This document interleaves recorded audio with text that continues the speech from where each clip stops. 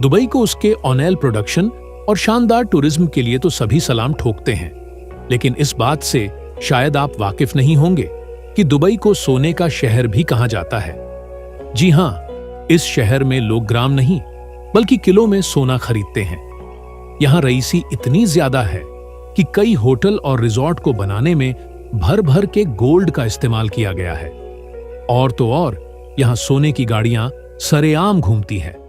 अब जो देश दुनिया का 29 पर गोल्ड एक्सपोर्ट करता है, उसके लिए सोने की घड़ी और गाड़ियां बनाना कौन सी बड़ी बात है। लेकिन सवाल आता है कि आखिर दुबई इतना सोना लाता कहां से है? आखिर वहां सोने की कीमत इतनी कम क्यों है? चलिए आज के वीडियो में इन सवालों के जवाब तलाशते हैं। यूएई के शहर। दुबई की बात ही अलग है। बेस्ट इंफ्रास्ट्रक्चर, बेस्ट इकोनॉमी और ग्लोबल डेस्टिनेशन होने के साथ दुबई एक ऐसा शहर भी है जिसका गोल्ड से बड़ा गहरा नाता है। यह बात आपने कई बार सुनी होगी कि ऑयल प्रोड्यूसर होने के नाते दुबई करोड़ों में खेलता है वेल, लेकिन इनकी इकोनॉमी को बहुत बड़ा प्रॉफिट गोल्ड एक्सपोर्ट से भी मिलता है। जो टूरिस्ट दुबई घूमने आते हैं वह भी यहां आकर सोना खरीदना पसंद करते हैं। अब जाहिर सी बात है, जब सस्ते दामों में दुनिया को सोना खरीदने का मौका मिले तो कौन इस मौके को हाथ से जाने दे सकता है। दुबई की खासियत है कि यहां के ग्लोबल मार्केट में मिलने वाले सोने को खुद सरकार रेगुलेट करती है। मतलब साफ है कि यहां के बाजारों में उतरने वाले हर सोने पर गोल्ड प्योरिटी हॉलमार्क होता है। सरकार इस बात का खास ख्याल रखती है कि सोने की क्वालिटी में कोई खराबी नहीं आए।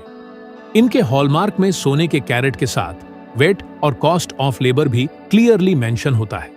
यही वजह है कि दुबई के सोने की क्वालिटी का ढंका पूरी दुनिया में माना जाता है। लेकिन जरा दिमाग पर जोर डालकर बताइए कि आखिर यह सोना आता कहां से है। अगर आप सोच रहे हैं कि तेल की तरह यूएई के पास गोल्ड रिजर्व्स है, तो जरा इस बात पर फोकस कीजिए कि यूएई की जमीन पर रेगिस्तान की रेत पाई जाती है। वहां से सोना तो क्या सिल्वर भी नहीं मिलता। ऐसे में यह चालाक देश सहारा लेता है अफ्रीका के देशों का। आज यूएई भले ही गोल्ड हब है, लेकिन यह ज्यादा से ज्यादा गोल्ड अफ्रीका से स्मगल करता है। अफ्रीका के साथ साथ यूएई साउथ अमेरिका से भी रॉ गोल्ड स्मगल करता है। दरअसल सूडान सेंट्रल और ईस्ट अफ्रीका जैसे देशों से तो यूएई ऑफिशियल गोल्ड एक्सपोर्ट करता है, लेकिन इसके अलावा कई देशों से यह भारी मात्रा में गोल्ड की तस्करी करता है। हैरानी की बात है कि अफ्रीका में सोने को निकालने के लिए माइनर्स का एक्सप्लॉयटेशन होता है। बच्चों से खदानों में काम कराया जाता है और यह सारा सोना गैर कानूनी तौर पर बिना रजिस्टर्ड हुए दुबई की झोली में गिर जाता है। खदानों से निकला हुआ लगभग 80% से ज्यादा सोना दुबई तक पहुंच जाता है।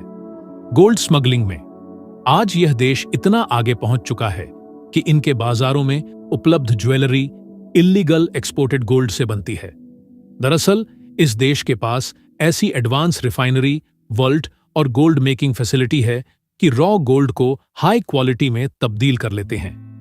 अपने हाई स्किल वर्कर्स की बदौलत ही यह खराब क्वालिटी के गोल्ड को भी एक शानदार रूप दे देते हैं। साल 2017 में दुबई में सोने का व्यापार 12.2 मेट्रिक टन था। इससे यह पता चलता है कि लोग यहां से भर भर के सोने की खरीदारी करते हैं। अब इसकी सबसे बड़ी वजह सोने की कीमत है।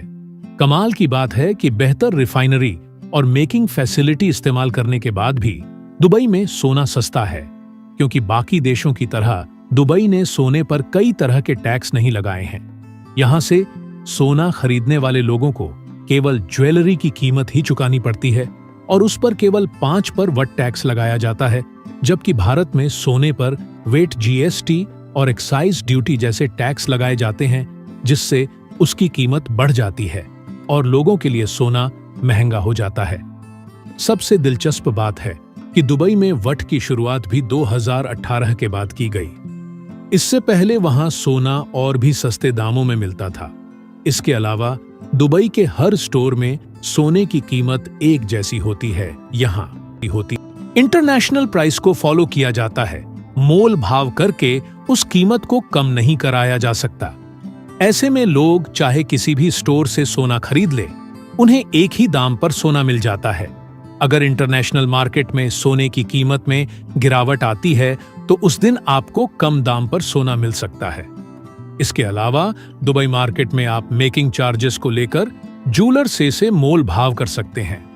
अगर आपके मोल भाव करने की स्किल्स अच्छी है तो आप दुबई से कम कीमत पर भी सोना खरीद सकते हैं। दुबई से टूरिस्ट इसलिए भी सोना बड़े चाव से खरीदते हैं क्योंकि यहां सोने की खरीद बेच के लिए एक बहुत बड़ा ट्रेडिशनल मार्केट अवेलेबल है जिसे गोल्ड सॉक कहा जाता है। इस बड़े बाजार में सोना खरीदने के लिए 1000 से भी ज्यादा शॉप्स है। यहां नए डिजाइन्स और स्टाइल्स के साथ आपको सोने की ज्वेलरी में काफी वैरायटी मिलती है। 10 जोया लुकास जैसे बड़े ब्रांड्स की ज्वेलरी भी यहां मिलती है और सभी शॉप सोने की ऑथेंटिसिटी की गारंटी देते हैं। अगर सोने की क्वालिटी और व्यापार में कोई फ्रॉड या धोखेबाजी करने की कोशिश करता है या फिर बिना हॉलमार्क के सोना बेचता है तो दुबई में उसके लिए काफी सख्त कानून है। यहां आपको 2 करोड़ का जुर्माना और 2 साल की सजा सुनाई जाती है। इसीलिए सोने को लेकर धान्यबाजी के केसेस दुबई में बहुत कम है।